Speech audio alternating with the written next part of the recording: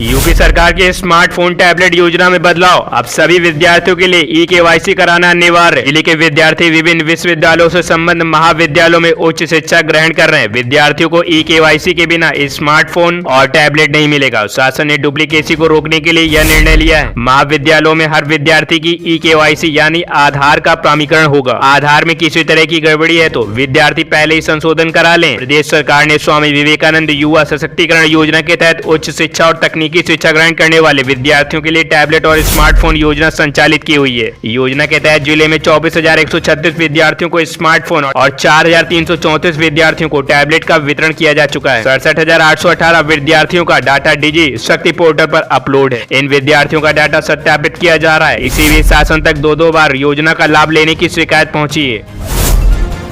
समोसे में निकली मेढक की टांग। अब आप भी जरा देख कर ही खाइएगा। गाजियाबाद की एक दुकान के समोसे में मेढक की टांग निकली है। पुलिस ने पहुंचकर दुकान संचालक को हिरासत में लेकर इंदिरापुरम थाने में ले गई। उधर इस हंगामे के बाद फूड सेफ्टी विभाग की टीम भी शॉप पर पहुंची। अक्सर हम बिना किसी जांच पड़ताल की मिठाई या अन्य दुकानों पर खाने के लिए बैठ जाते हैं। ऐसी लापरवाही कई बार भारी पड़ती है। ऐसा ही हैरान कर देने वाला मामला सामने आया है उत्तर प्रदेश के गाजियाबाद से। यहाँ एक फेमस स्वीट शॉप के समोसे में मेढक की टांग निकले का मामला सामने आया है। ग्राहक ने इस घटना की वीडियो बनाई और दुकान पर जमकर हंगामा किया। पुलिस ने इस मामले में शॉप संचालक को हिरासत में ले लिया।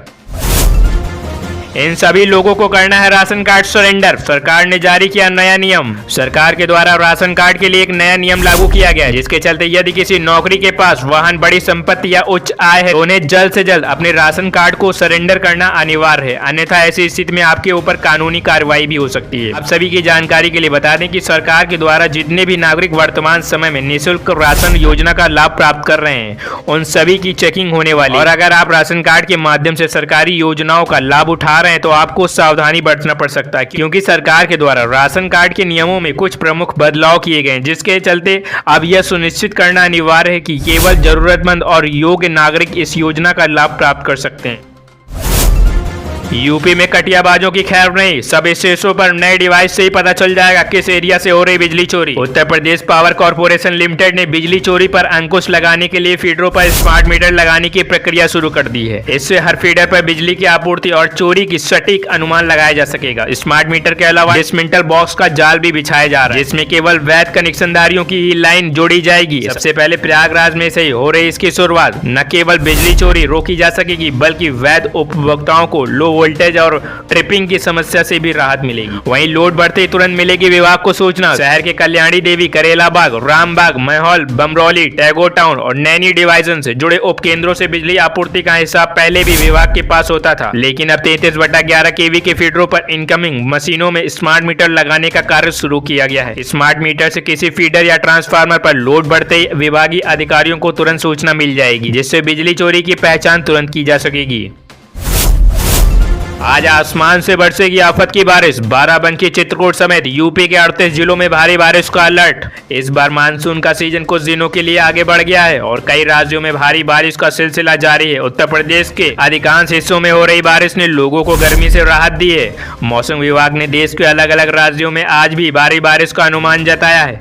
मंगलवार को यूपी के कई हिस्सों में हुई बारिश ने मौसम को सुहावना कर दिया। बारिश की वजह से राजधानी लखनऊ और दिल्ली एनसीआर का मौसम काफी खुशनुमा हो गया। बुधवार को नोएडा में अचानक से आसमान में काले बादल छा गए और बारिश होने लगी। मौसम विभाग के अनुमान के मुताबिक प्रदेश के अधिकतर जिलों में बारिश और बादल गरजने के साथ ही बिजली गिरने की संभावना जताई गई। यूपी में 2,949 करोड़ से प्रयागराज से पीपीडीयू तक बिछाई जाएगी रेल लाइन। किसानों से की जाएगी भूमि अधिग्रहण। प्रयागराज से पीपीडीयू तक तीसरी रेल लाइन परियोजना से उत्तर प्रदेश में रेल संपर्क को बढ़ावा मिलेगा। 2,949 करोड़ की लागत से बनने वाले इस 150 किलोमीटर लंबी परियोजना से ट्रेन 160 किलोमीटर प्रति घंटे की रफ्तार से दौड़ सकेंगी। इससे ट्रेनों में देरी कम होगी और यात्रियों को बेहतर सुविधा मिलेगी। भूमि अधिग्रहण की प्रक्रिया शुरू हो गई है और दिसंबर 2025 तक काम पूरा होने का लक्ष्य है। यूपी लिंक एक्सप्रेसवे पर काम तेज। पूरे प्रदेश में होगा नेटवर्क। गोरखपुर में लिंक एक्सप्रेसवे लगभग तैयार। पूरा प्रदेश एक्सप्रेसवे के नेटवर्क से जुड़ेगा। इसको लेकर 5 लिंक एक्सप्रेसवे पर काम शुरू हो गया है। मेरठ को जेवर एयरपोर्ट से लिंक एक्सप्रेसवे के जरिए कनेक्ट किया जाएगा। पूर्वांचल एक्सप्रेसवे को आगरा लखनऊ एक्सप्रेसवे से जोड़ा जाएगा। पूर्वांचल एक्सप्रेसवे को आगरा लखनऊ एक्सप्रेसवे से जोड़ने का फैसला किया गया है। गंगा एक्सप्रेसवे को फर्रुखाबाद लिंक एक्सप्रेसवे के जरिए आगरा लखनऊ ई एक्सप्रेसवे एक्सप्रेसवे से जोड़ा जा रहा है। चित्रकूट लिंक एक्सप्रेसवे को बुंदेलखंड एक्सप्रेसवे से जोड़ने का प्रस्ताव है। वहीं बलिया लिंक एक्सप्रेसवे का भी निर्माण किया जा रहा है। एजेंसी विस्तृत रिपोर्ट डीपीआर तैयार कर रही है। मुख्यमंत्री योगी आदित्यनाथ के निर्देशों के तहत प्रदेश में एक्सप्रेसवे विस्तार का जिम्मा UPD Uttar Pradesh expressway industrial development authority का है। यूपीडी के मुताबिक गोरखपुर लिंक एक्सप्रेसवे लगभग तैयार है। नवंबर दिसंबर तक इसे खोल देने की तैयारी है। वहीं प्रयागराज कुंभ से पहले गंगा एक्सप्रेसवे शुरू करने का लक्ष्य दिया गया है।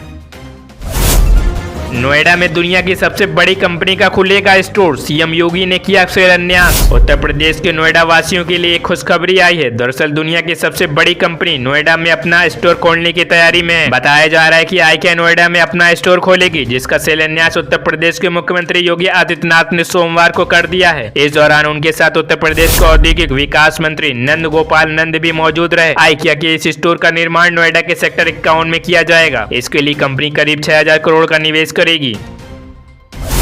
राशन कार्ड की ई-केवाईसी के लिए परदेसी अब नहीं होंगे परेशान। नजदीकी कोटे की दुकान से हो जाएगा काम। अपने गांव को छोड़कर प्रदेश में काम करने वाले लोग राशन कार्ड की ई-केवाईसी कराने को लेकर परेशान थे। उनके लिए राहत भरी खबर है। अब उन्हें अपना काम छोड़कर सिर्फ ई-केवाईसी के लिए घर आने की जरूरत नहीं है, बल्कि वो जिस प्रदेश में काम कर रहे हैं वहीं के सरकारी सस्ते गल्ले की दुकान पर जाकर ई-केवाईसी करा सकते हैं। प्रदेश में रहने वाले जिन राशन कार्ड धारकों ने अब तक ई-केवाईसी नहीं कराई है, यह खबर उनके लिए राहत भरी है। ऐसे उपभोक्ता अपने प्रदेश और अन्य प्रदेश के किसी भी कोटे की दुकान में जाकर अपना अंगूठा लगाकर ई-केवाईसी करा सकेंगे। इसके लिए उसे अपने गांव से ही संबंधित कोटेदार की दुकान तक जाने की आवश्यकता नहीं होगी।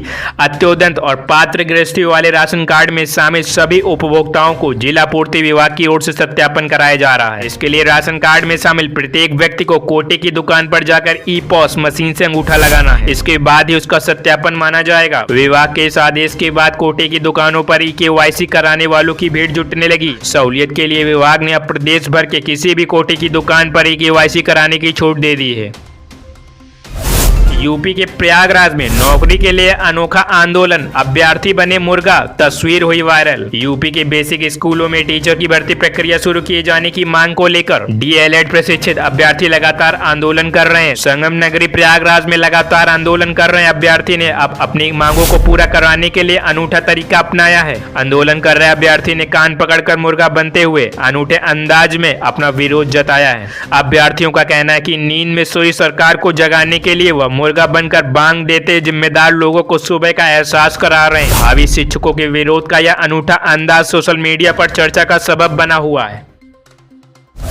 यूपी में मौजूद है दुनिया का सबसे बड़ा पार्क, खोलता है धरती का हर राज। यह जगह बताती है कब हुई थी जीवन की शुरुआत। उत्तर प्रदेश जो अक्सर अपने ऐतिहासिक स्थलों और सांस्कृतिक विरासत के लिए जाना जाता है, वहीं कम ही लोग जानते हैं कि यहाँ एक ऐसा पार्क है जिसकी गिनती दुनिया के सबसे बड़े पार्क में की जाती है। जी हाँ, आपको जानकर हैरानी होगी कि दुनिया का सबसे बड़ा पार्क यूपी में स्थित है। आज हम जिस पार्क की बात कर रहे हैं उसका नाम फॉसिल्स पार्क है। उत्तर प्रदेश के सोनभद्र जिले में सलखन गाँव के पास स्थित सलखन फॉसिल्स पार्क को देखने के लिए लोग दूर दूर से आते हैं।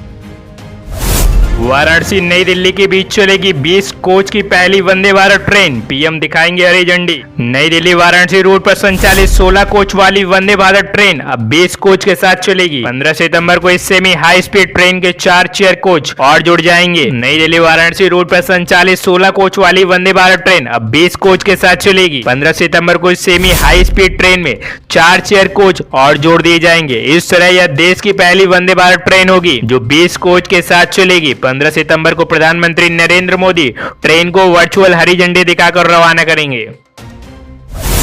यूपी को एक और वंदे भारत की सौगात। 15 सितंबर को आगरा से विशेष ट्रेन के रूप में पहुंचेगी प्रयागराज। आगरा कैंट और वाराणसी के बीच चलने वाली वंदे भारत एक्सप्रेस का उद्घाटन 15 सितंबर को विशेष ट्रेन के रूप में किया जाएगा। इस विशेष ट्रेन की शुरुआत आगरा कैंट से सुबह 11 बजे होगी और इसे विभिन्न स्टेशनों पर स्वागत समारोह के साथ रवाना किया जाएगा। इस दिन वंदे भारत एक्सप्रेस शाम 5:30 बजे प्रयागराज से और शाम 7:30 बजे वाराणसी पहुंचेगी। उप मुख्यमंत्री बोले, कांग्रेस को कभी माफ नहीं करेगी देश की जनता। चीन की तारीफ पर राहुल गांधी पर बरसे। शाहजहांपुर में उप मुख्यमंत्री ब्रजेश पाठक ने बुधवार को भावलखेड़ा की चक विटारा सीएससी का निरीक्षण किया। इसके बाद पत्रकारिता वार्ता में उन्होंने कांग्रेस पर निशाना साधा। कांग्रेस नेता राहुल गांधी ने अमेरिका में चीन की तारीफ की। इसको लेकर पूछे गए सवाल पर उप मुख्यमंत्री ने कहा कि राहुल गांधी की यह पुरानी आदत है, जब भी वे विदेश जाते हैं तो देश के खिलाफ बोलते हैं। देश और प्रदेश की जनता कांग्रेस को कभी माफ नहीं करेगी। उप मुख्यमंत्री ने बताया कि जिले में स्वास्थ्य विभाग के अधिकारियों के साथ समीक्षा बैठक करने के बाद संचारी रोगों से निपटने और मरीजों को बेहतर स्वास्थ्य सुविधाएं दिलाने के लिए निर्देशित किया गया है। इससे पहले उन्होंने सीएचसी में मरीजों से मिलकर स्वास्थ्य सेवाओं के बारे में जानकारी ली। काशी विश्वनाथ मंदिर करेगा नदी अभ्यारण्य की शुरुआत। गौशाला का विस्तार करने की भी तैयारी। श्री काशी विश्वनाथ धाम नदी अभ्यारण्य स्थापित करने जा रहा है। मंदिर की खाली पड़ी जमीन पर इस अभ्यारण्य को मूर्त रूप देने की योजना है। मंदिर की जमीन पर चल रही गौशाला का विस्तार करने की भी तैयारी है। जमीन के अधिग्रहण का काम भी पूरा हो चुका है। न्याय की ओर से इसकी कार्य योजना बनाकर शासन को भेजी गई है और हरी झंडी मिलते ही काम शुरू हो जाएगा। बाबा विश्वनाथ मंदिर और धाम में उनके गुणों को प्रमुख स्थान मिला हुआ है। इसी को ध्यान में रखते हुए श्री काशी विश्वनाथ मंदिर न्याय की ओर से गाय, बैल और सांड के संरक्षण की कार्य योजना तैयार की गई है। कालिंदी एक्सप्रेस कानपुर की घटना फर्रुखाबाद से तो नहीं जुड़ी, तार जोड़ने में जुटी एटीएस। क्या है डीप स्टेट गैंग। विगत 24 दिनों में रेलवे ट्रैक पर हुई सिलसिलेवार घटनाओं के कहीं आपस में तार तो नहीं जुड़े। इसको खंगालने के लिए एटीएस ने डेरा डाल लिया है। एटीएस के सीईओ ने जिले में हुई घटना के बारे में जानकारी जुटाई। मंगलवार को एटीएस के CEO Brajesh Kumar police line स्थित एसओजी कार्यालय पहुंचे। उन्होंने एसओजी व सर्विलांस प्रभारी से फर्रुखाबाद रेलवे ट्रैक पर हुई घटना के बारे में जानकारी ली। तीनों घटनाओं में मान्यता एक है कि अंधेरे में अंजाम दी गई।